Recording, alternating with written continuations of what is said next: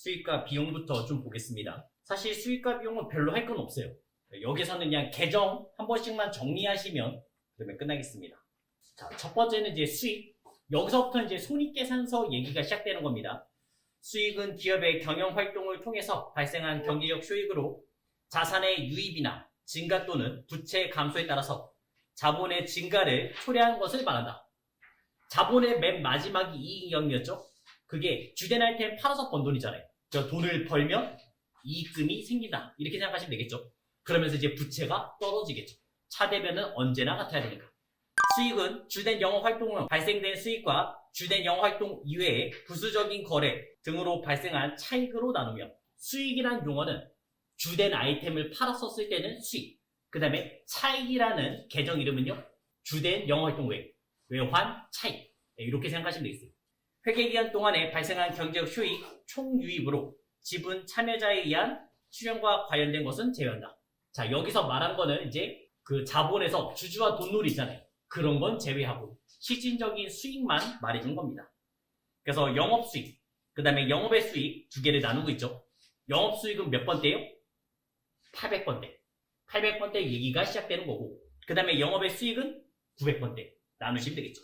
저희는 상품 매출, 제품 매출, 뭐 공사 수익금 있었는데 여기서 제일 중요한 거는 당연히 제품 매출입니다. 왜냐면 우리는 제조기업이잖아요. 물건을 만들어서 팔아야 되죠? 그래서 다 제품 매출 요걸로 나올 거고요.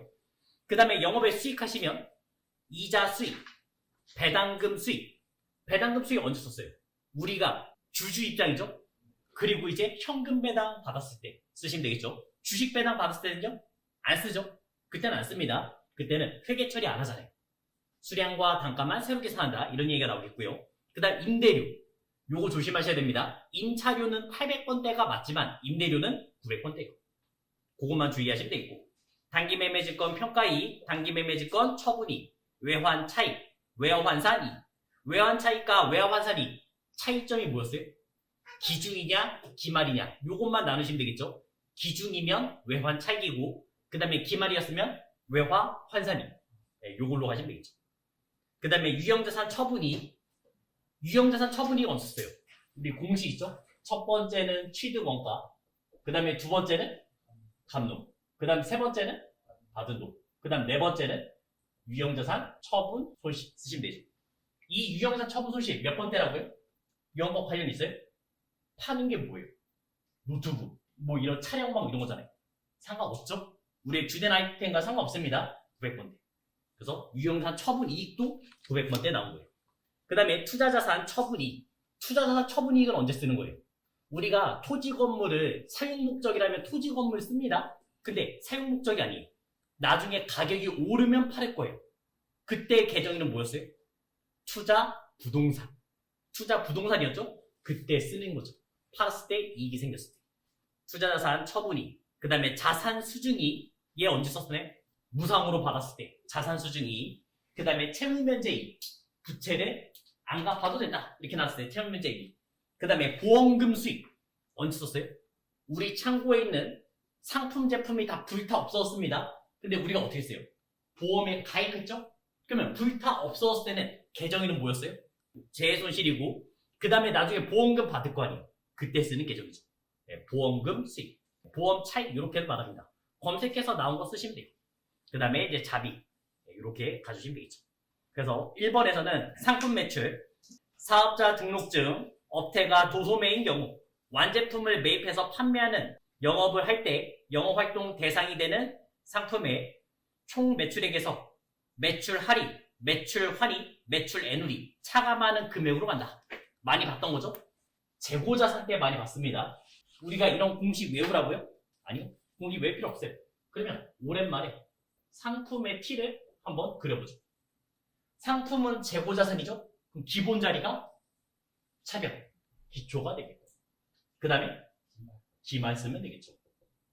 그 다음에 총매입 써주시고 거기에다가 뭘 더요?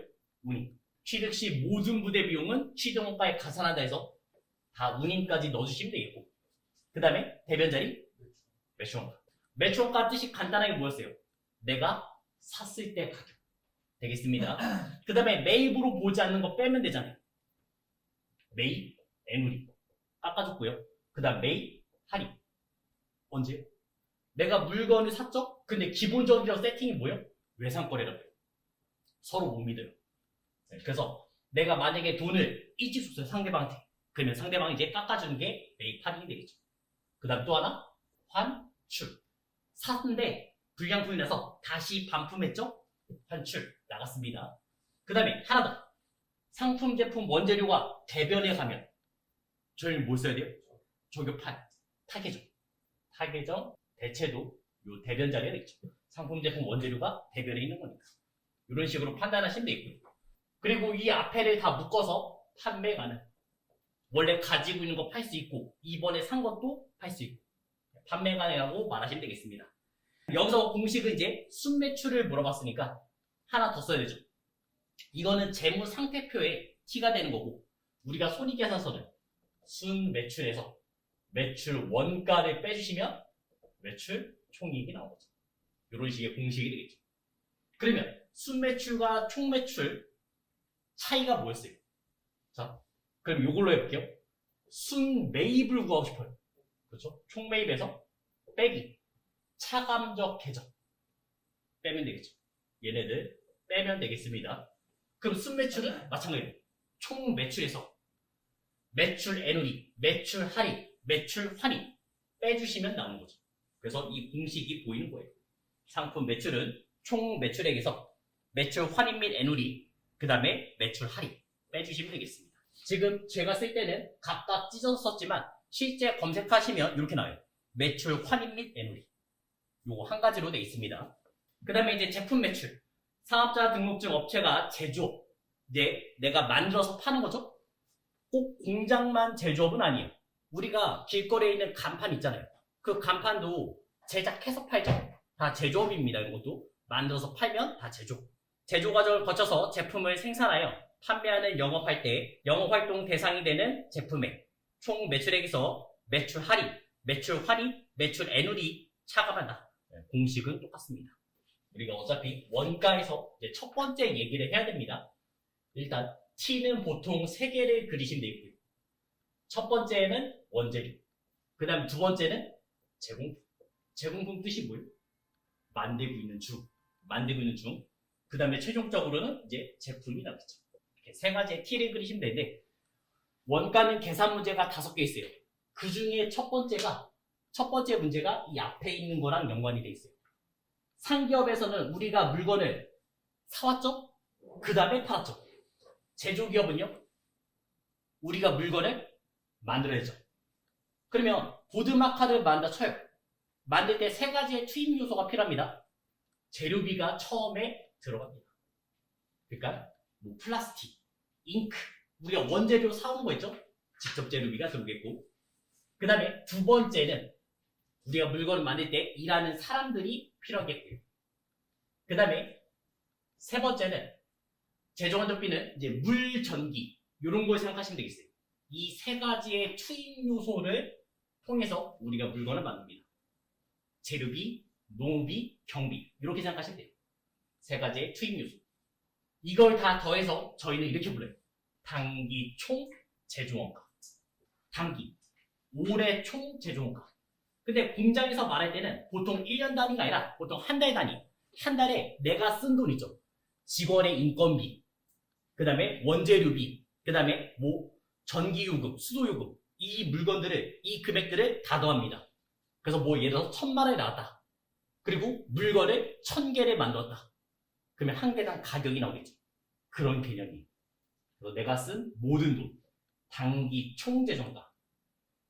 가끔은 제조 원가라고 말합니다. 제조 원가, 만들었을 때 원가. 생각하시면 되죠. 핸드폰, 우리가 보통 뭐 요즘 폰들은 거의 뭐 150에서 200만 원까지 할 겁니다. 네, 근데 실제 원가는요? 얼마겠어요? 한 4, 50 하겠어요? 그런 거 생각하시면 돼요. 만들었을 때 비용이 되겠고, 그리고 최종적으로 만들었죠. 만들었어요. 그럼 저희는 뭐라 불러요? 우리가 만들었으니까 제품. 그래서 대변 자리가 제품이 나온 겁니다. 단기 제품 제조원가. 단기 제품 제조원가 이렇게 말합니다. 어차피 제공품도 재고자산에서 자산이었어요. 기본 자리 차별. 그래서 기초가 있겠고, 그 다음에 이제 기말이 있겠죠. 자, 그리고 제공品앞에 뭐 있었어요? 아까 전에 원재료 있었죠? 이 원재료는 내가 만드는 게 아니에요. 사오는 거예요. 그래서 상품처럼 생각하시면 편해요. 상품처럼. 그래서 기초, 그 다음에 기말, 그 다음에 원재료 사야 되죠? 총매. 네, 이렇게 넣어주시면 되겠고. 대변 자리가 크게 두 가지로 가는데 실제 시험에서는 하나밖에 안 나요. 첫째, 직접 재료. 네, 요게 이제 나중에 요 자리로 흘러가는 거예요. 우리가 물건을 만들었을 때 쓴다고 표현한 거고요. 그 다음에 간접 재료비도 있습니다. 이 간접 재료비는 이렇게 생각하시면 돼요. 우리가 물건 만들 때 쓰는 게 아니라 뭔가를 고칠 때 쓸 수도 있어요. 아니면 다른 용도로 쓸 수 있어요. 그런 게 간접 재료비. 나온 김에 하나만 더 용어를 잡을게요. 여기서는 계속 직접이 나오고, 그 다음 또 하나 간접이 나오죠. 직접비와 간접비를 구별하시면 되겠습니다. 직접비는 물건을 만들 때 추적할 수 있으면, 걔만 썼으면 직접비고, 그 다음에 간접비는 여러 사람이 쓴 거예요. 여러 물건 만들 때 다 쓴 거예요. 공통적으로. 그럴 때는 이제 간접비. 추적할 수 없으면 간접비. 우리 회사가 전자제품 만들어요. 노트북, 컴퓨터를 만드는 회사예요. 그럼 전기 쓰는 거예요. 어디 들어가 있어요? 둘 다 만들 쓸 거 아니에요.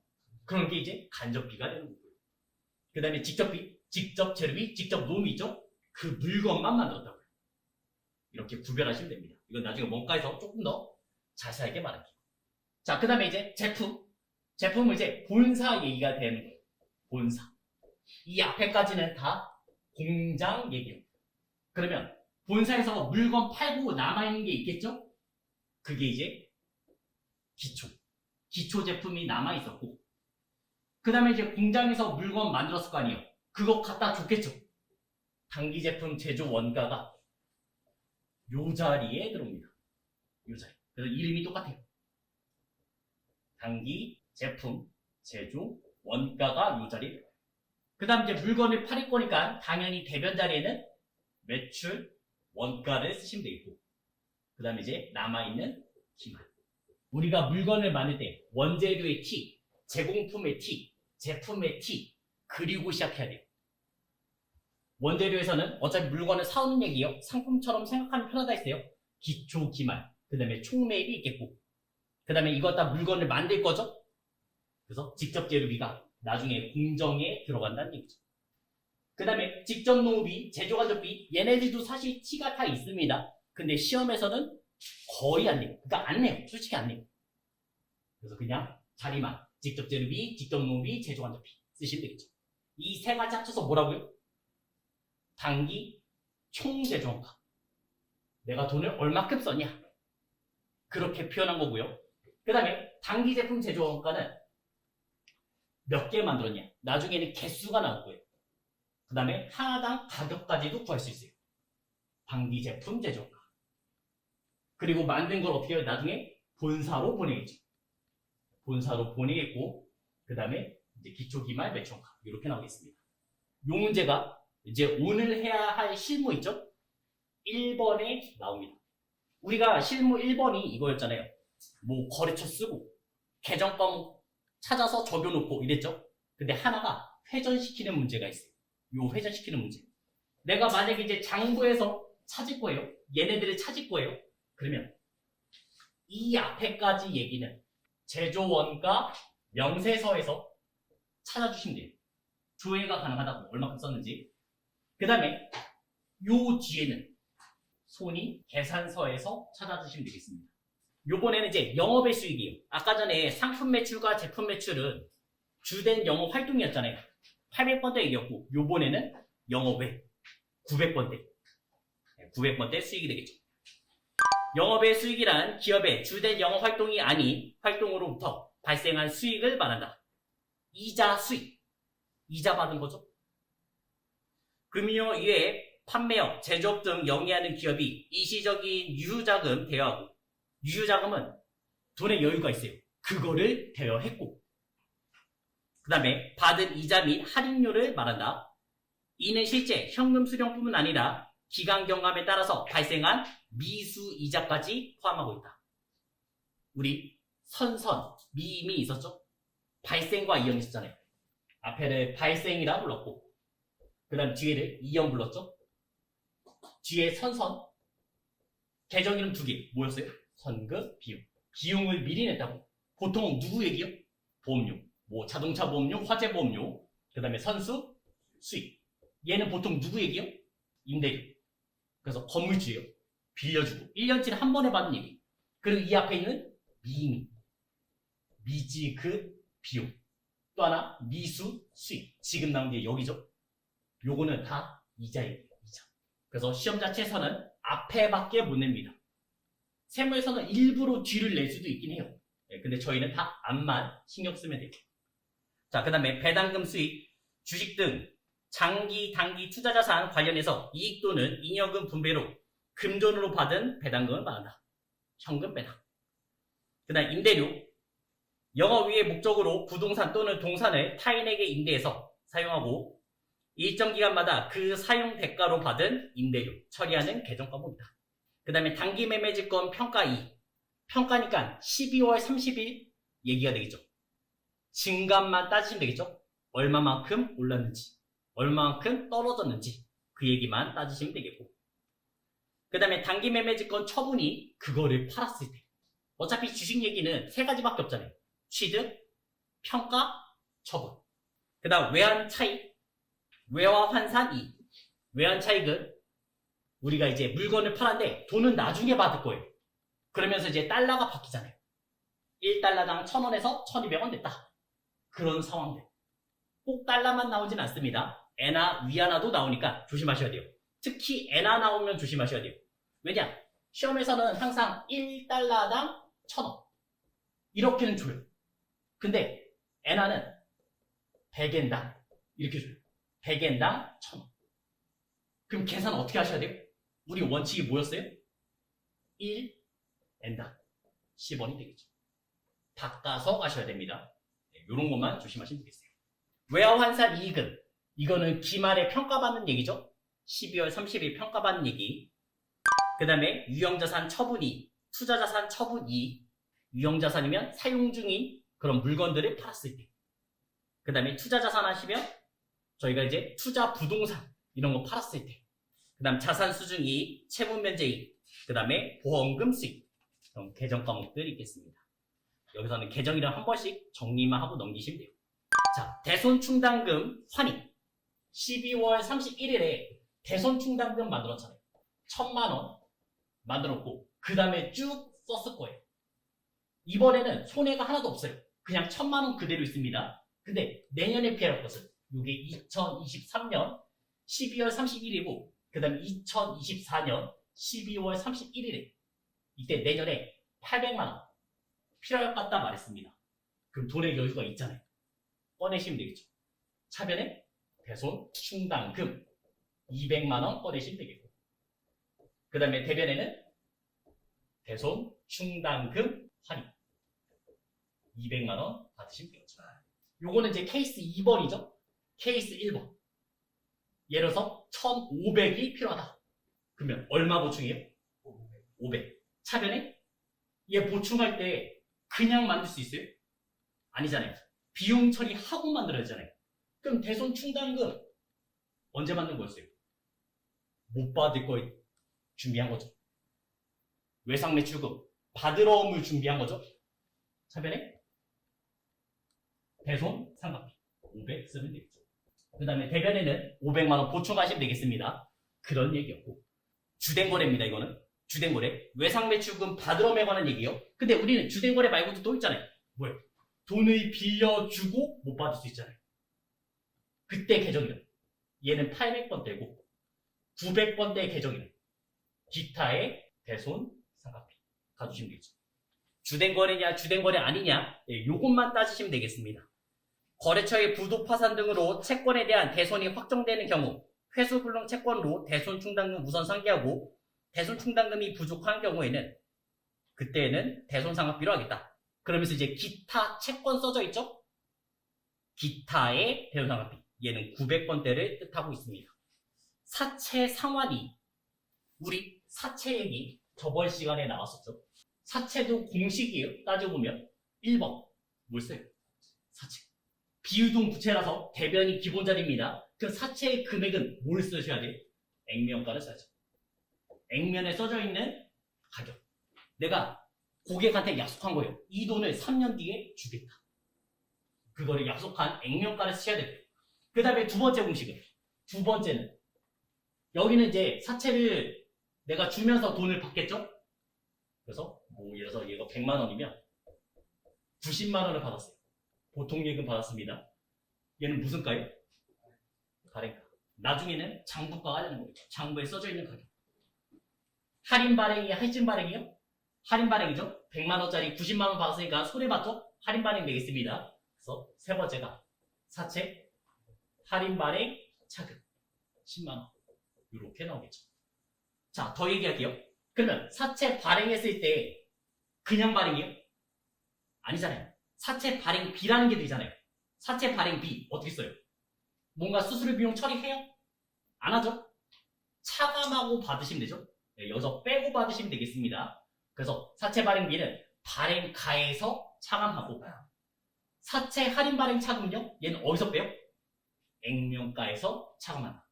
네, 그 이론 문제로 요거 하나 나온다 했습니다. 사채 발행비는 발행가에서 차감하고, 그 다음에 사채 할인 발행 차금은 액면가에서 차감한다. 이론은 요거 하나. 자, 하나 더 그리죠. 방향을 얘기하시면 되겠습니다. 할인 발행이 있고 할증 발행이 있어요. 상가, 그 다음에 이자, 장부가. 그렇죠, 장부가. 방향만 보시면 돼요. 할인 발행 증가예요, 감소예요? 증가. 할증 발행의 상가 증가. 할인 발행의 이자 증가. 할증 발행의 이자 감소. 장부가, 할인 발행의 장부가 증가. 할증 발행의 장부가 감소. 하시면 되겠죠. 요거는 기억하셔야 됩니다. 그래서 그림으로 판단하면 쉽다 했잖아요. 액면, 그 다음에 할인, 그 다음에 할증 있었으면 나중에 만기됐을 때 어떻게 해요? 만나야죠. 할인 발행해도 점점점 올라가겠고 할증 발행하면 점점점 떨어지겠죠. 액면이 10% 이자 주면 할인 발행은 몇 퍼센트 줬어요? 12%. 더 많이 줘야지 올라갈 거 아니에요. 그래서 이자가 증가한다고 말한 거예요. 그 다음에 할증 발행은 8%. 더 적게 줘야지 떨어질 거 아니에요. 그 다음에 장부가가 요 시점들. 이자 줬을 때마다 시점들 점점 올라가고 있고 할증 발행은 떨어지고 있고, 그 다음에 상각이 뜻하는 거는 기울기라 했어요. 확 올라가고 확 떨어지죠. 그래서 둘 다 증가합니다. 이게 이제 사채에 관한 얘기가 되겠습니다. 그럼 여기서 나온 사채 상환이익은요? 만기가 돼서 갚은 게 아니에요. 조기에 상환한 거예요. 내가 돈을 빌렸죠? 3년 동안 쓰기로 했는데 그거를 1년 쓰고 그냥 갚아버린 얘기예요. 그래서 사채 상환이익, 사채 상환 손실 이런 게 나오겠죠. 사채 조기 상환 시 시장 이자율을 상승함에 따라 사채의 시장 가치가 하락하므로 장보다 낮은 금액으로 상환하는 경우 그 차익을 처리하는 개정 과목이다. 그래서 두 가지 개정만 한번 봐두시면 되겠습니다. 사채 상환 시점에 시장 이자율 상승, 사채 상환이익, 그 다음에 하락하면 사채 상환 손실. 이렇게 쓰면 좀 어려울까? 이렇게 생각해요. 장부보다 돈을 많이 줬으면 손해고 장부보다 적게 줬으면 이익이 되겠죠. 딱 그렇게만 생각하시면 돼요. 자, 그 다음 전기 오류 수정이. 요것도 아마 처음 봤을 겁니다. 사실 얘는 저희 시험 범위는 넘어가요. 세무급이라서 예전에 시험 나왔을 때는 모두 정답 처리됐었거든요. 근데 그 다음에 나왔을 때는 틀렸다고 나왔어요. 그러니까 알아두셔야 됩니다. 전기 오류 수정, 이 얘기는 뭐냐? 벌써 올해간이에요. 올해는 단기잖아요. 정기하면 작년 얘기겠죠. 작년에 내가 뭔가를 실수를 했어요. 근데 그때는 몰랐어요. 그리고 그 실수를 지금 발견한 거예요. 올해 발견했습니다. 그러면 고쳐야 될 거 아니에요. 상황이 두 개예요. 얘도 검색하면 두 개씩 나와요. 300번대가 있고 900번대가 있습니다.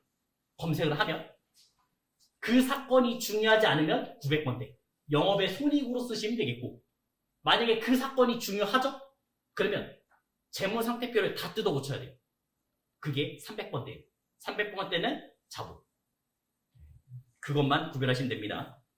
과거의 재무제표 작성 시 회계 기준에 어긋난 방법으로 회계 처리했거나 계산을 잘못한 경우 처리하는 개정 과목이다. 근데 항상 2개씩 나온다고 검색하면. 중요하면 300번대, 중요하지 않으면 900번대 가시면 되겠습니다. 자, 그 다음 자비. 영업활동에 간접적으로 관련이 있는 수익으로서 발생 빈도가 작고 금액적으로 중요성이 없는 경우, 그때 자비익 잡손실 쓰시면 되겠죠. 우리 자비익과 잡손실은 언제 썼나요? 그렇죠. 현금가부도. 마지막으로 한번 쓰고 가죠. 12월 1일 장부를 조회했더니 이제 발견했어요. 장부는 10,000원이 있었던, 그 다음에 실제로 돈을 세봤습니다. 그랬더니 이제 9,000원이 있던 거죠. 저는 이 사실을 12월 1일에 발견했습니다. 누구한테 맞춰요? 실제. 무조건 실제한테 맞추시면 되겠죠. 그럼 장부는 프로그램이잖아요.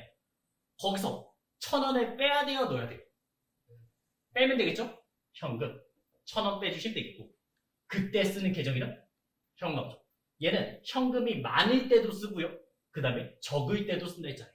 그래서 차 되면 둘 다 올 수 있어요. 1,000원 쓰시면 되겠고, 얘를 12월 31일 끝까지 못 찾았어요.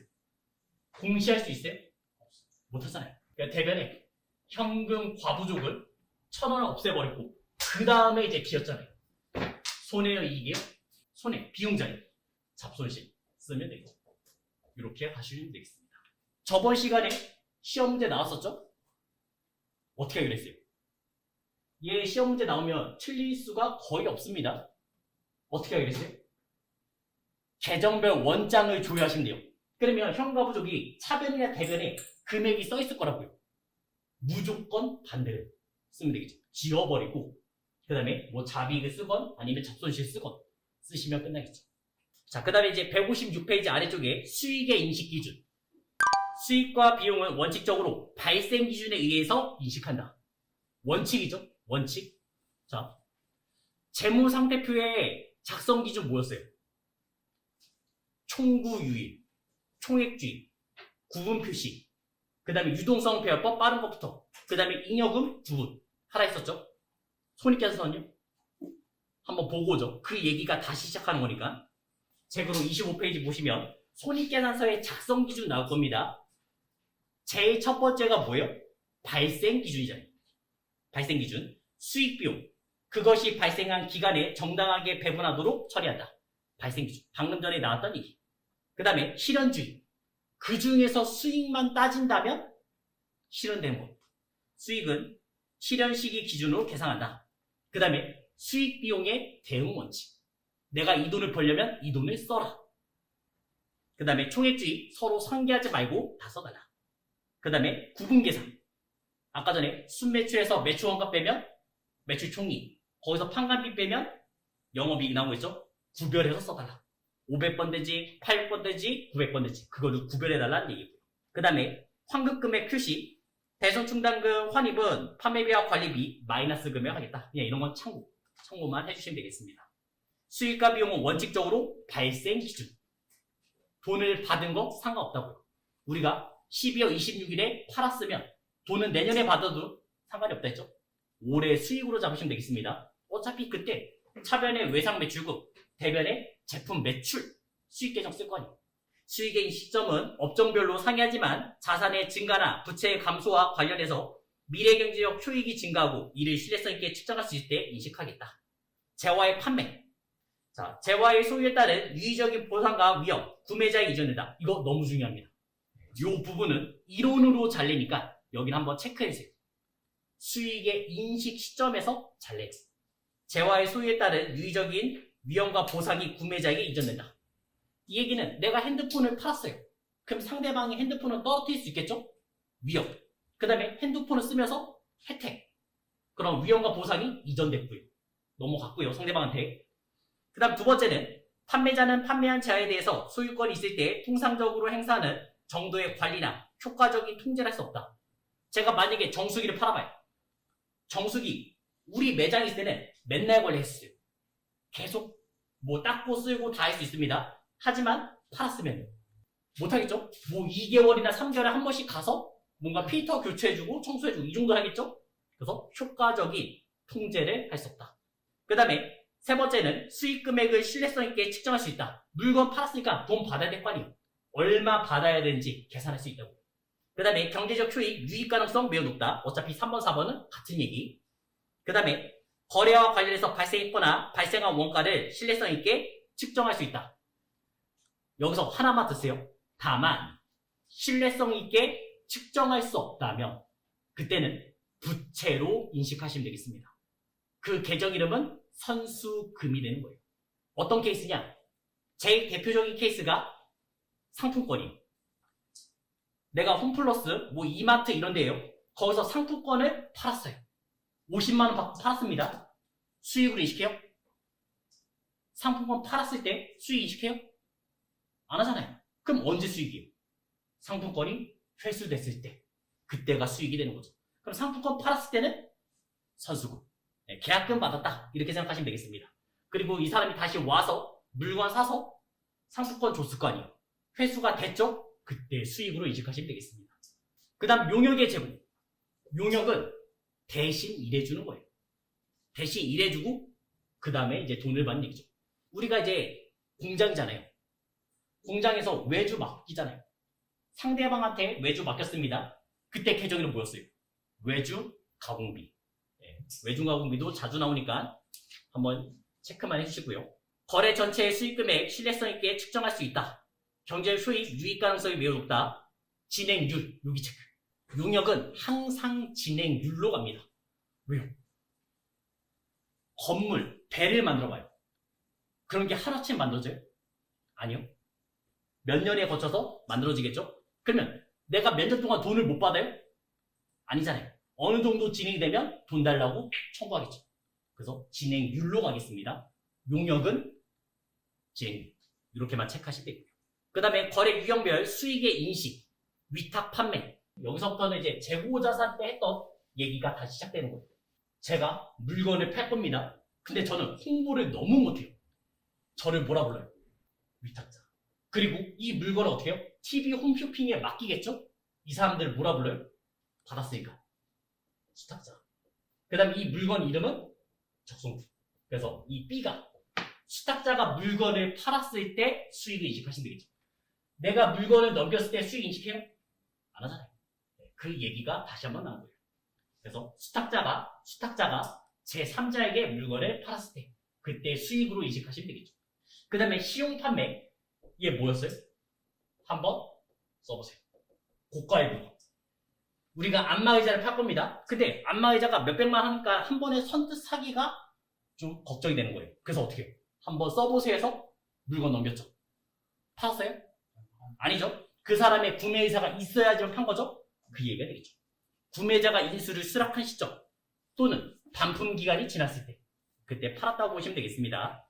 할부 판매. 이건 언제요? 물건을 넘기자마자 팔았다. 인도 시점. 예, 인도 시점이 되겠고. 그 다음에 방송사의 광고 수익. 우리가 TV 광고, 지명 광고 하잖아요. 그런 거는 그 TV에 나왔을 때 그때부터 이제 수익으로 인식하시면 되겠습니다. 그 다음에 광고 제작 용역의 수익. 자, 또 용역이라 나왔죠? 그럼 뭐라고요? 대원칙? 용역 나오면 진행기준. 진행기준. 그 다음에 공연 입장료. 뭔가 이제 연극 같은 걸 해요. 아니면 오페라 이런 걸 해요. 그러면 시점. 내가 이제 무대에서 뭔가 행사를 할 거 아니에요. 그때 수익으로 인식하시면 되겠죠. 입장권을 팔았을 때가 아닙니다. 그런 것만 체크하시면 되고 행사가 개최된 시점에 수익으로 인식하시면 되고 수강료는 발생 기준. 강의가 열릴 때마다 그때마다 이제 수익으로 인식하시면 되겠고 그 다음에 도급공사 하청 맡기는 거예요. 그 다음 예약 판매 진행 기준. 그 다음에 재화 용역의 교환 동종이냐 이종이냐 물어봤죠? 동종이면 유형자산 처분 손익이 안 생겼잖아요. 왜 안 생겼어요? 내 것에 어떤 가격? 장부가. 그래서 수익으로 인식하지 않겠고요. 그 다음 이종이면 수익이 생길 수 있겠죠. 네, 그거를 표현한 겁니다. 그 다음에 배당금 수익. 배당금 받을 권리와 금액이 확정된 시점. 확정된 시점이 언제예요? 주주총회 때. 주주총회 때 현금 주겠다, 주식 주겠다 말하죠? 그 시점에 수익으로 잡으시면 돼요. 돈은 안 받았지만 그때 수익으로 인식됩니다. 그 다음 이자 수익, 로열티 수익, 상품권, 매출 수익 등이 있겠습니다. 158페이지 비용. 아까 수익에서도 이론 문제 잘 내는 부분 하나 있었죠? 맨 마지막. 네, 비용도 마찬가지입니다. 여기서도 잘 내는 부분이 하나가 있습니다. 비용은 기업의 경영활동 통해서 발생한 자산의 유출, 소멸 또는 부채의 증가, 자본의 감소를 초래하는 것을 말한다. 그냥 돈을 쓴 그 얘기가 되겠죠.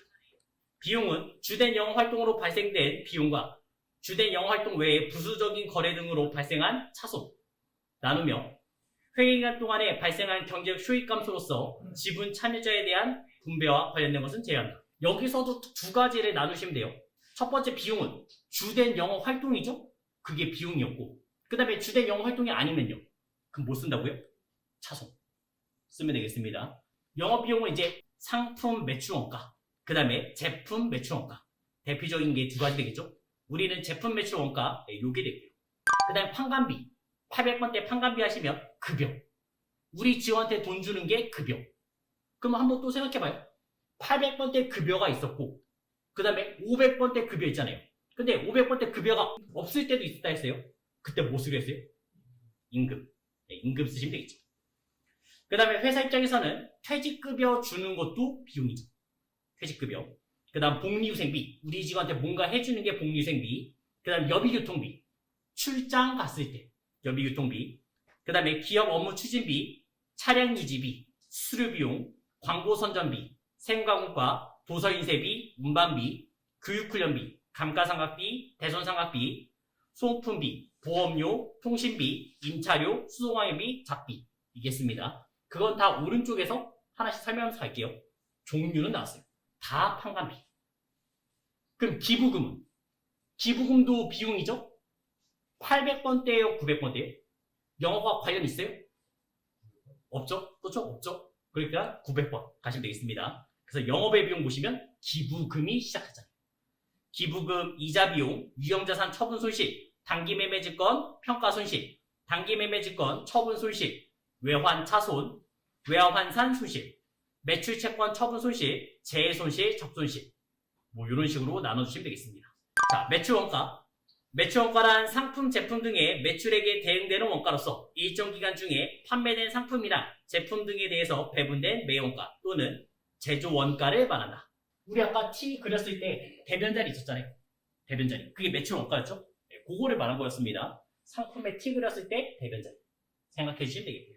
자, 그리고 상품 매매업에서 상품 매출에 대응하는 원가로서 상품 매출 원가를 계산한다. 그리고 기초와 단기 상품 매입 두 개 더해서 뭐라고요? 판매가능. 상품에 T 그렸을 때 기초, 그 다음에 총매입 이 둘 다 팔 수 있다고. 그래서 판매 가능이라 써 있는 거고요. 그 다음에 이제 매출 원가, 그 다음에 기만 써져 있는 거죠. 지금 이제 요 얘기, 비용 얘기니까.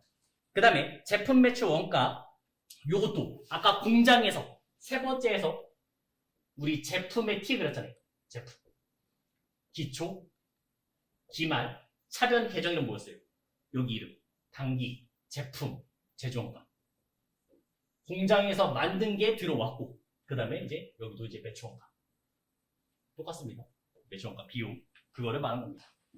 그래서 제품 매출원가는 기초에서 단기 제품 제조원가를 더하고, 그 다음에 기말을 빼라는 거죠. 공식 왜 필요 없다 했어요? T를 이해하시면 끝이에요. 그러면서 이제 판관비 본격적으로 나오겠습니다. 판매비와 관리비란 상품과 제품 및 용역의 판매 활동 또는 기업의 관리와 유지에서 발생되는 비용으로 매출 원가에 속하지 않는 모든 영업 비용을 말한다. 영업과 관련된 비용, 800번대 비용. 자, 그래서 아까 전에 그리다 보면 순 매출에서 매출 원가를 빼시면 매출 총익이었죠. 그냥 글로는 어렵다 했어요. 가구 100만 원에 팔았고 저는 그 가구를 60만 원에 떼어왔고 그게 매출 원가. 그럼 저는 하나 팔 때마다 40만 원의 이익이 생겼죠. 근데 그냥 팔려요? 아니었잖아요. 그게 뭘 빼요 이제? 판관비. 빼주시면 되죠. 그럼 이제 나온 게 영업 이익이 되겠습니다. 자, 여기서 나온 판관비가 이제 800번대. 지금 보고 있는 이 800번대를 말하고 있는 거예요. 급여. 첫 번째 급여. 판매 및 관리 부분에 종사하는 종업원에 대해서 정기적인 급여 임금, 상여금과 재수당을 말한다. 조심할 거는 상여금은 따로 쓰셔야 돼요. 급여와 별도로 상여금이라는 계정 이름이 있습니다. 상여금으로 쓰셔야 됩니다. 이거는 나눠서 가셔야 돼요. 판매 및 관리 부분에 급여 및 상여금, 그 다음에 제조업의 생산직, 임금, 상여금, 다 상여금 따로 나왔죠? 그 다음에 일용직 하시면 잡금. 우리가 중요하지 않으면 잡이익, 잡손실 있었죠? 여기서는 이제 잡금, 일용직. 이번에 일할 게 너무 많아요. 그러면 우리가 아웃소싱, 거기에서 이제 사람들을 고용해 쓸 거 아니에요. 일용직 쓰겠죠? 그때 쓰는 계정 이름 되겠습니다. 일용직 하시면 잡금. 자, 두 번째는 이제 퇴직급여. 판매 및 관리 업무에 종사하는 종업원의 퇴직금 또는 기말개살 시 설정된 퇴직급여 충당부채 전입액을 말한다. 종업원이 퇴사하는 경우 지급되는 퇴직금은 우선 퇴직급여 충당부채와 상계하고, 내가 회사에서 만들었을 거 아니에요. 그거 먼저 쓰고 넘어가면 그때 퇴직급여 쓰시면 되겠죠. 그러면 저희는 또 하나 알아둘 게 이거였죠. 잘 나온 문제. 확정기여형이 있었고 확정급여형. 두 가지의 계정 이름. 납부했을 때 하나만 알아두시면 되죠. 확정기여형 하시면 어떤 계정이요? 퇴직급여를 쓰시면 되겠고, 확정급여형 하시면요, 퇴직연금 임용자산. 이건 상당히 잘 나오니까 체크하셔야 됩니다. 그래서 어떻게 기억하기로 했어요? 급여와 급여는 갖출 수 없다. 급여 떨어져 있습니다. 한쪽밖에 못 와요. 요걸로 기억하는 게 제주죠. 자, 그 다음에 복리후생비. 판매부서와 관리 업무에 종사하는 종업원에 대한 복리비와 후생비, 법정복리비, 그 다음에 복리시설비 부담금, 후생비, 건강보험료, 사용자 부담금, 그 다음에 고용보험료, 사용자 부담금, 산재보험료, 기타 사회통념상 타당으로 인정되는 장례비, 경조사비, 위로금, 다 복리후생비 되겠습니다. 간단히 말하면 우리 직원을 위해서 썼다. 이렇게 생각하시면 되겠죠. 그럼 복리후생비가 되는 거고, 500번째 복리후생비, 800번째 복리후생비 나누시면 되겠죠. 나온 김에 4대 보험, 직원이 있고요. 그 다음에 이제 회사가 있겠죠. 4대 보험 하시면 4개 나와야겠죠. 첫 번째, 국민연금, 건강보험, 고용보험, 그 다음에 산재. 이렇게 나누시면 되겠습니다. 직원이 낸 거는 다 계정 이름 뭐예요? 예수금. 예수금 쓰면 되겠죠. 산재는 내는 게 없고요. 그 다음에 회사가 연금을 50% 내주잖아요. 계정 이름? 세금과 공과 쓰시면 되겠고, 그 다음에 건강보험, 고용보험이 복리후생금, 그 다음에 산재를 내주면 이거는 보험료 써주시면 되겠습니다. 이거는 회사마다 좀 다를 수는 있어요. 그냥 요 정도의 틀만 한번 기억해 두시면 되겠습니다. 여비교통비. 여비란 기업의 임원이나 종업원 업무 수행을 위해서 장거리 지방 출장 가는 경우에 지급되는 금액으로 운임, 일당, 숙박료, 식사대 다 포함한다. 내가 출장 갔을 때 그 휴게소에서 먹는 핫바 같은 것도 다 여비교통비로 드시면 되겠죠. 그리고 몇 박 며칠 있어야 돼요. 그런 숙박료도 다 여비교통비 써주시면 되겠습니다. 근데 거래처 사람 만났어요. 그 사람한테 밥을 사줬습니다. 계정이랑 접대비가 되겠죠. 그거는 접대비로 따로 빼주셔야 됩니다. 교통비는 가까운 거리 출장 가는 경우 소요된 실비로서의 교통비, 그 다음에 고속도로 통행료, 주차료 이런 것도 다 여비교통비 되겠고요. 그 다음 기업 업무 추진비, 영업활동과 관련해서 고객 또는 거래처에 대한 기업 업무 추진 비용으로 거래처에 대한 경조금, 선물대, 기미비 등을 포함한다. 우리는 보통 요걸 안 쓰고 거래처 때 뭔가 해주는 거죠? 접대비. 접대비를 생각하는 게 더 낫습니다. 자, 그 다음에 통신비. 통신비 하면 뭐겠어요, 이제? 인터넷, 핸드폰, 이런 거에 생각하시면 되겠죠. 그런 게 다 통신비가 되겠고, 그럼 예전에는 통신시설이 그렇게 발달되지 않았잖아요. 그때는 뭘 썼어요? 우편 보내고, 등기 보내고, 이런 것도 다 통신비로 가겠습니다. 전화요금, 우편요금, 인터넷 사용, 이런 거 다 통신비 되겠고, 수도광역비, 얘는 체크하셔야겠죠. 본사, 그 다음에 이제 공장이 있을 거예요. 크게는 2개. 전기, 그 다음에 수도. 본사에서는 조금밖에 안 씁니다. 상대적으로 조금 써요. 그래서 하나의 계정으로 통일되어 있죠. 그게 지금 나온 수도, 광열비 써주시면 되겠고, 그 다음에 공장에서는 각각 다 많이 쓰잖아요. 전기요금, 전력비 쓰면 되겠고, 그 다음에 수도요금, 가스요금, 가스, 수도료 써주시면 되겠습니다. 공장과 본사를 구별해 쓰시면 돼요. 본사에서는 통합, 그 다음에 공장에서는 각각. 근데 본사에서도 금액들이 중요해요. 그러면 800번대 전력비, 800번대 가스 수도료 쓰시면 되겠어요. 중요하다면 판매 및 관리 업무의 전기료, 그 다음에 가스료, 수도 광열비로 통일이 돼 있고, 그 다음에 제조 현장 전기료는 전력비, 그 다음에 가스 이런 거는 가스 수도료. 감가상각비, 감가상각비는 건물, 비품, 차량망 등 유형자산에 대한 당해연도 가치 감소분을 말한다. 감가상각비 되겠죠. 자, 나온 김에 저희는 정액법, 정률법, 그 다음에 연수, 합계법, 이 세 가지는 아셔야 됩니다. 정액법 공식 뭐였어요? 취득 원가에서 잔존 가치를 빼주시고, 그 다음에 내용 연수로 나누시면 되겠죠. 정률법은요, 초기에 감가상각 제일 많이 하는 방법이었죠. 얘는 취득 원가에서 감가상각 무게를 빼주시고, 그 다음에 상각률을 곱하시면 되겠죠. 0.451. 그래서 초기에는 감류가 어차피 없을 거네. 0일 거니까 거의 40%가 이제 감가가 되고 시작되는 거죠. 연수합계법, 취득 원가에서 뭘 빼요? 잔존 가치를 빼주시고, 말 그대로 연수의 합입니다. 그래서 분모가 뭐예요? 내용, 연수, 합이 되는 거고. 그래서 5년짜리면 5, 4, 3, 2, 1 이렇게 가시면 되겠고, 그 다음 분자자리는요? 역순으로. 자녀 내용 연수. 올해 샀으면 5, 그 다음에는 4, 그 다음은 3 가주시면 되겠습니다. 시험에서 연수 합계법까지는 나옵니다. 근데 어렵게는 안 낼 거예요. 이게 정말 어렵게 내면 거의 뭐 7월 1일부터 써요. 그러면 7월부터 12월까지 반년이잖아요. 그러면 저희 15분의 5를 쓰고, 그 다음 6개월은 아직 1년이 안 끝났죠? 15분의 또 5. 이런 식으로 갑니다. 네, 근데 거기까지는 안 나와요.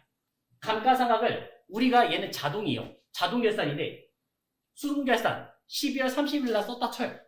그럼 회계처리 어떻게 해요? 직접법 써요? 간접법 써요? 이렇게 물어볼게요. 그러면 직접법이면 없애버리는 거고요. 차량 운반구를 없애버리는 거고요. 간접법 쓰면 누계를 만드는 거죠. 간접법 쓰죠. 그래서 차변에 감가, 상가, 비 쓰면 되겠고, 그 다음 대변에는 감가, 상가, 누계 쓰면 되겠죠.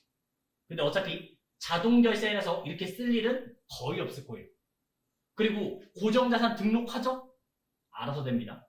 이거는 유형자산이고, 그럼 무형자산. 차변에 무형자산, 상각비 쓰면 되겠고, 대변에는 실제 무형자산을 없애시면 되겠죠. 뭐 개발비, 영업권, 무형자산을 직접 없애주시면 되겠습니다. 자, 무형자산 정률법 쓸 수 있어요? 다 쓸 수 있죠? 근데 합리적인 걸 선택하지 못하면요, 어떤 법 써야 돼요? 정액법. 그래서 저희 시험에서는 정액법만 나와 있습니다.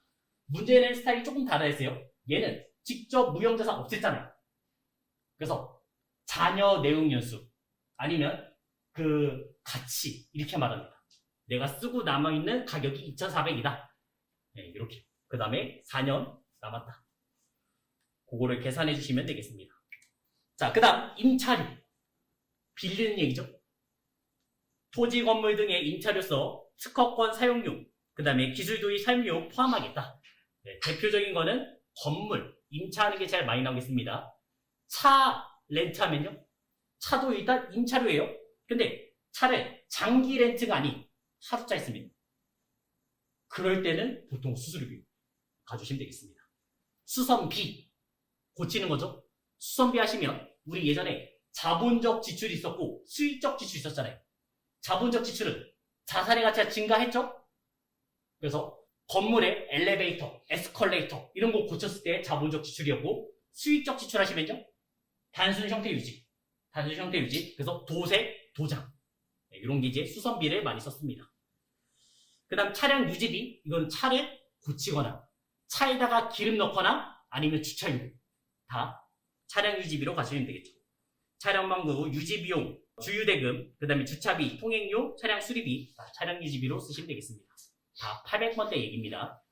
자, 세금과 공과하시면 우리가 취득 시 한 번 내는 건요. 어떻게 해요? 취등록세는. 자동차를 사면서 취등록세 냈을 거 아니에요. 걔는 계정 이름 뭐예요? 차량망구 아니면 건물, 토지 가면 되겠죠. 자산에 가산하시면 되죠. 한 번 내는 거는 취등원가의 가산. 이거 말고 매년 내면요. 매년. 예를 들어서 뭐 5월달에 종합소득세 세금과 그때 세금과가 되겠습니다. 국가 또는 지방자치제가 부과하는 국세, 지방세, 공공단체, 조합, 재단 등의 공과금과 벌금, 그 다음에 과징금 이런 거 되겠습니다. 자, 여기서 체크할 거는 조합, 공공단체 이런 것도 세금과 공과를 쓴다는 것만 체크하시면 돼요. 조합 회비, 계정 이름, 세금과 공과 써야 한다고요.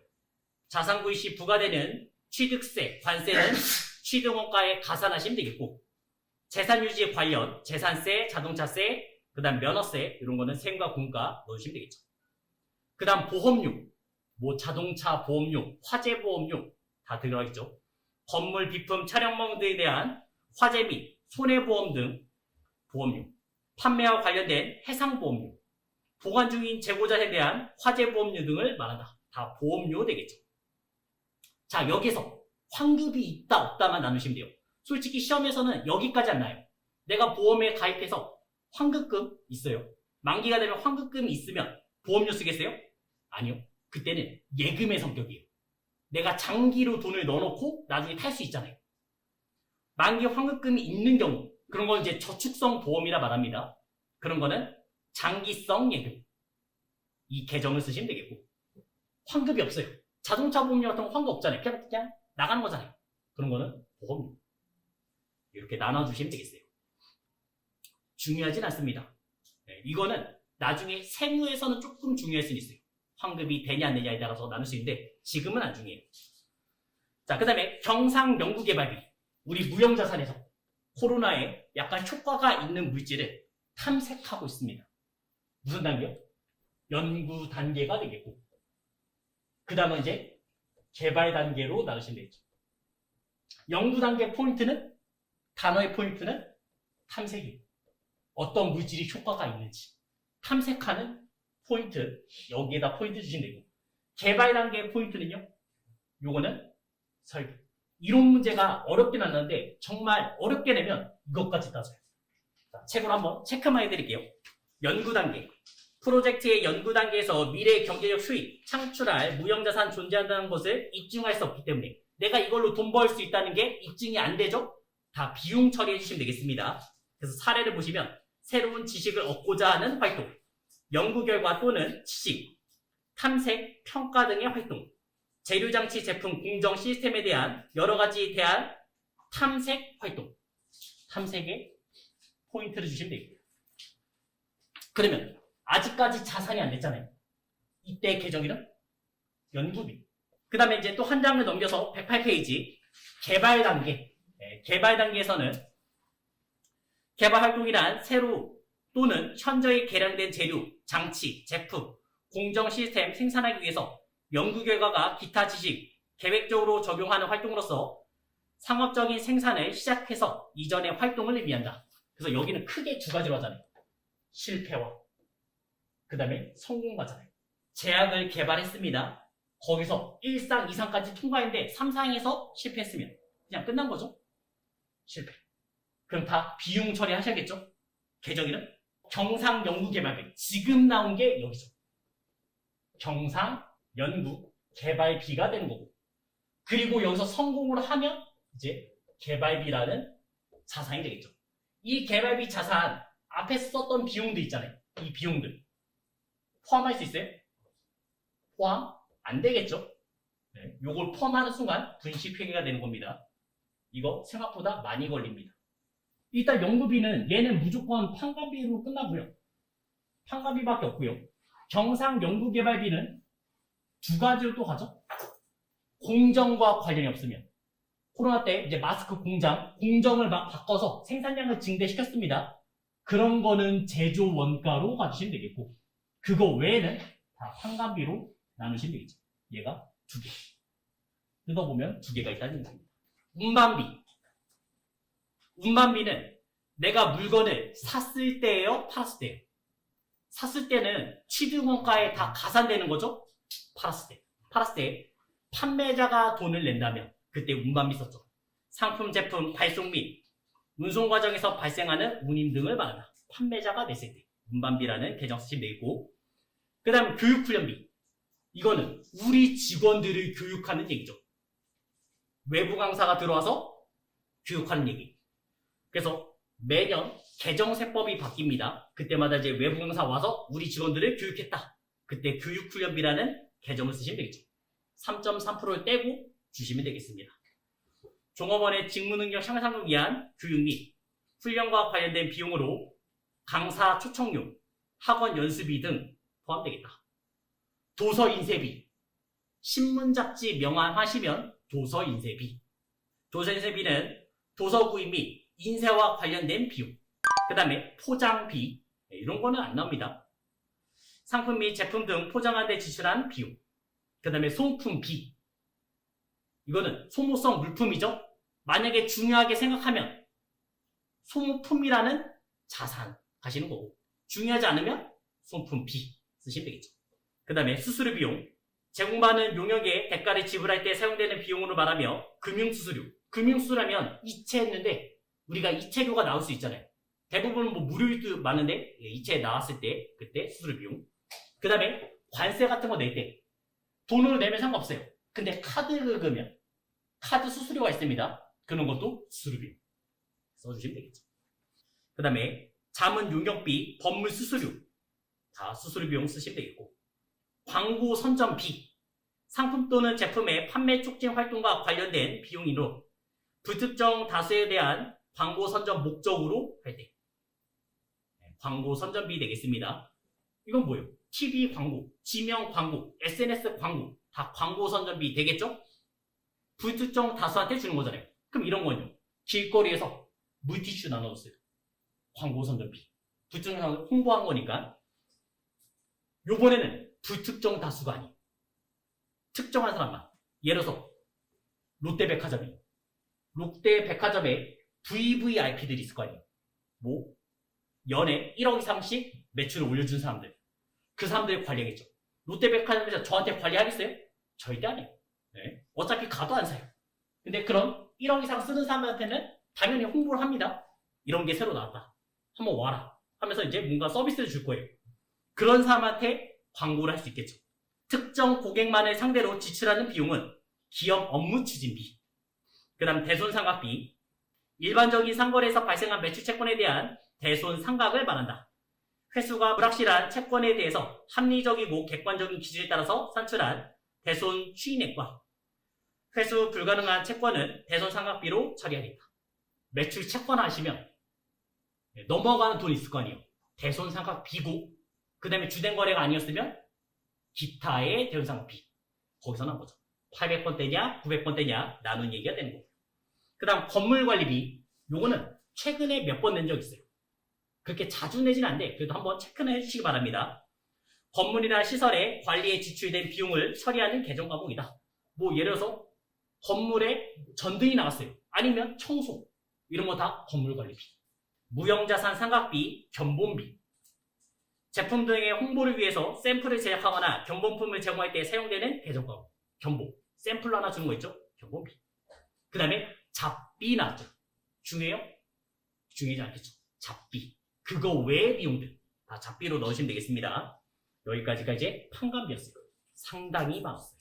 그 다음 영업의 비용. 영업의 비용이란 발생한 비용이 주된 영업활동이 아닌 활동에서 발생되는 비용 말한다. 이자 비용. 차입금으로 인해 발생되는 지급이자, 사채이자 다 해당되겠죠. 사채도 우리가 이제 돈을 빌리는 얘기잖아요. 그럼 그 사람한테 원금과 이자를 줘야겠죠? 그래서 차변에 이자 비용. 이자 비용 공식이 아까 뭐였어요? 발행가의 유효이자율. 그 다음에 대변에는 액면에 액면이자율 실제 주면 되겠죠. 그런 이자 비용 되겠고, 외환 차손, 그 다음에 기부금, 대가 없이 무상으로 기증하는 금전, 기타 자산가액을 말하며 상품 등 기부 시 원가로 회계처리한다. 자, 여기 체크, 원가. 이런 겁니다. 이재민, 수재민이 생겼어요. 우리 회사는 텐트 만드는 회사예요. 텐트는 시중에 80만 원에 팔리고 있고요. 내가 이 텐트를 만들었을 때는 50만 원에 만듭니다. 제가 이 텐트 하나를 기부했다 쳐요. 80만 원 써야 돼요? 50만 원 써야 돼요? 50만 원. 그렇게 하시면 되겠습니다. 그럼 차변에 기부금, 대변에 제품. 제품이 대변에 왔으니까 적용 8% 쓰면 되겠죠. 만약에 이 문제가 메인 매출전표 나오죠? 상당히 어렵습니다. 요거는 이제 뒤에서 좀 더 얘기할게요. 간주공급 쪽은 메인 매출에서 제일 어려운 문제 중 하나예요. 그 다음에 이제 기타의 대손상각비, 외화 환산 손실, 매출 채권 처분 손실, 단기 매매증권 평가 손실, 단기 매매증권 처분 손실. 자, 그 다음 재고자산 감모 손실. 재고자산 감모 손실. 일단 상황은 언제? 수량 부족이 되겠죠. 내 장부에는 100개가 돼 있는데 실제는 90개밖에 없는 거죠. 그런 사람 수량 부족분 되겠습니다. 그러면 저는 10개에 대해서 손해를 인식하시면 되겠죠. 여기에서 이제 크게 두 가지가 죠. 첫째, 원가성 있다. 둘째, 원가성 없다. 이게 나옵니다. 이 원가성이라는 얘기는 이렇게 생각하시면 돼요.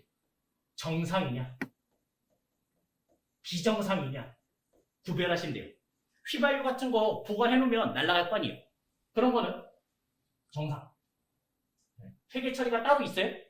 아니요, 안 하면 돼요. 이거는 일반 전표에 회계 처리할 필요가 없습니다. 그래서 시험 문제 나오지도 않을 거예요. 만약에 나오면 좀 특별하게 낼 거예요. 결산 때 낼 겁니다. 최근에 한 번 나온 적 있어요. 네, 그것도 또 보여드릴 거고, 저희는 여기서 나온 재무자 감소 손실은 다 비정상이죠. 그래서 10개 하나당 1,000원을 가져갈게요. 1,000원 해서 10,000원을 쓰시면 되겠죠. 차변에 재고자산 감모 손실, 그 다음에 대변에는 뭐 상품이 없어서 칠게요. 상품.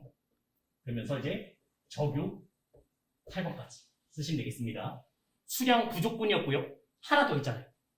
하나 더 뭐 있어요? 재고자산 평가 손실. 얘는 수량 부족한 거고, 얘는 뭐예요? 가치 하락도. 가격이 떨어졌다는 얘기죠. 내가 1,000원에 만들었는데 진부와 그 다음에 유행경과 됐어요. 1,000원에도 안 팔려요. 900원, 800원, 700원에 팔리고 있습니다. 그럼 그 300원의 손해를 인식하셔야겠죠. 차변에 재고자산 평가 손실, 그 다음에 대변에 회계 처리 가시면 되겠죠. 요거 딱 두 가지. 여기서 중요한 거는 그 회계 처리가 중요한 게 아니에요. 어디에 가산되냐가 중요해요. 정상. 어디 가산해요? 재고자 감모 손실 저희가 정상이라면 어디 가산해요? 매출 원가에 가산하기로 했고, 그 다음에 비정상이라면요? 영업이익. 평가 손실 어디 가산해요? 매출 원가. 재고자산 감모 손실, 재고자산의 도난 파손 분실 등으로 인해서 기말 재고 수량이 장부랑 맞지 않을 때 쓰겠다. 원가성이 있는 정상적인 감모 손실은 매출 원가에 가산하고, 그 다음에 원가성이 없는 비정상적인 감모 손실은 영업의 비용 처리하라. 이렇게 나왔고요. 그 아래쪽에 재고자산 평가 손실 썼죠? 재고자산의 진부와 품질저하, 유행경과 이런 걸로 이제 가치가 떨어졌을 때, 내가 맞는 것보다 가격이 떨어졌을 때, 그때는 매출 원가의 가산. 그래서 75페이지 맨 위에 회계 처리를 보시면 되겠습니다. 평가 손실이 있었고, 그 다음에 재고자산 평가 충당금이 있었고, 그 다음에 나중에 다시 유행이 찾아오면 평가 충당금 없애버리면 되죠. 회계 처리는 거의 안 나오니까 어디에 가산되는지 그 정도만 체크하시면 딱 좋아요. 그 정도만 체크. 유형자산 161페이지에 다시 유형자산 처분 손실. 유형자산 장부가액보다 싸게 팔면 처분 손실 생겼고, 무형자산도 팔 수 있습니다. 네, 무형자산 처분 손실. 무형자산을 장부가액보다 낮은 가액으로 처분할 때 무형자산 처분 손실. 그 다음에 재손실, 잡손실, 네, 이런 계정들 보시면 되겠지. 법인세 비용, 법인세는 회사가 일정한 회계기간 동안 벌어들인 소득에 대해서 부과되는 세금으로 손익 계산서 중요한 비용이며 법인세와 지방소득세 포함해서 결산 시 계산한다. 참고만 해주시기 바랍니다. 그 다음 이제 비용의 인식 기준이죠. 너무 중요해요. 얘는 체크. 아까 전에 수익의 인식 기준이 있었고 요번에 비용의 인식 기준. 크게는 3개. 첫째, 직접 대응. 비용을 인식하려면요. 직접 대응은 뭐겠어요? 내가 물건을 팔았을 때 그 물건을 샀을 거 아니에요. 그 산 게 직접 대응 되겠죠. 대표적인 게 뭐예요? 매출, 원가. 직접 대응. 내가 이거를 팔려면 이 물건 사와야 되는 그런 상황 되겠습니다. 직접 대응이란 보고된 수익과 인과관계를 기초로 비용을 인식하는 방법이다. 따라서 직접 대응은 수익과 비용, 인과관계가 명확한 경우에 적용되는 방법이며 대표적인 게 매출 원가. 요거 하나만 기억하시면 되겠습니다. 자, 두 번째, 간접 대응. 요거는 간접 대응이에요. 그 중에서도 이 단어가 포인트예요. 합리적, 체계적. 합리적, 체계적, 기간 배분. 하면 저희는 뭐가 떠올라야 돼요? 합리적, 체계적, 기간 배분. 자, 얘는 감가상각의 정의입니다. 합리적, 체계적, 기간 배분 있죠? 94페이지에 보시면 유형자산의 감가상각이 나올 겁니다. 일단 감가상각 자체는 취득 시점부터 해요? 사용 시점부터 해요? 사용 시점. 무조건 사용 시점. 왜냐면 수익 비용의 대응 원칙 때문에 내가 이걸 쓰면서 수익이 생길 거 아니에요. 그때 이제 비용을 인식하시면 되겠습니다. 샀을 때 관계 없어요. 사용 시점부터 감가상각 하는 거고요. 그 다음에 맨 아래쪽에 이렇게 나오죠? 내용수 동안 체계적이고 합리적인 기간 배분. 이게 감가상각의 정의가 되겠어요. 그럼 지금도 간접 대응. 실제 감가상각 했다고 차가 막 부셔져요? 아니잖아요. 기간 배분 해준 겁니다. 그러면 대표적인 예시가 뭐겠어요? 감가상각이겠죠. 간접 대응하시면 감가상각이 대표적으로 나온 거예요. 특정 수익과 직접적인 인과관계를 명확히는 알 수 없지만 발생한 원가가 일정 기간 동안 수익 창출 활동에 기여한 것으로 판단되어 해당되는 기간에 합리적이고 체계적인 배분, 기간 배분을 말한다. 대표적인 게 감가상각 되겠죠. 그 다음에 세 번째, 기간 배분. 얘는 뭔가 홍보를 하면 그 시점, 할 때마다 비용 처리하는 얘기가 되겠어요. 대표적인 게 광고 선전비. TV 광고를 생각해요. TV 광고. TV에 나올 때마다 비용 처리하겠다는 얘기예요. 그때마다 돈 쓴 걸로 인정하겠다. TV 광고 그 모델들 같은 경우도 몇 억씩 할 거 아니에요. 네, 그럼 비용 처리를 하겠다고. 몇 시, 그 다음에 몇 번, 몇 초 이런 거 다 따져서 비용 처리합니다. 직접 대응과 간접 대응 방법으로 모두 적용할 수 없는 경우 단기에 발생한 원가가 미래의 경제적 효익 제공하지 못하거나 미래 효익 가능성 불확실한 경우에는 발생하는 회계기간 비용으로 인식하겠다. 그러니까 제일 대표적인 게 요즘에는 TV를 많이 안 보긴 하지만 화장품 광고 같은 얘기가 있어요. 어떤 모델이 나와서 화장품 광고 나오면 그 모델이 썼던 제품 주세요. 이렇게 나와요. 그래서 광고 선전비가 기간 비용 되겠습니다. 두 개 못 들어가면 여기 이런 식으로 가시면 되겠고 그 다음에 이제 공식이 나왔죠? 손익계산서 구조 형식 많이 봤던 얘기입니다. 이건 좀 이따가 실무할 때 그 위치를 한번 체크해 드릴게요. 그 다음 163페이지에서는 외화 채권 채무의 평가 요거는 다 봤던 얘기라서 그냥 간단하게 하나만 쓰고 끝내죠. 1월 1일부터 12월 30일까지 보통 얘기. 그때는 계정 이름 2개 나오잖아요. 외화에 대해서. 외환, 차익, 그 다음에 외환차손. 그 다음에 이제 기말 12월 31일 이때는요. 외화, 환산, 이익. 그 다음에 외화, 환산, 손실. 이렇게만 하시면 되겠죠. 그 얘기가 되겠습니다. 수익과 비용은 이렇게 계정 이름만 한번 정리하시면 되겠습니다. 여기까지 오셨으면 더 이상 새로 나올 만한 계정은 거의 없어요.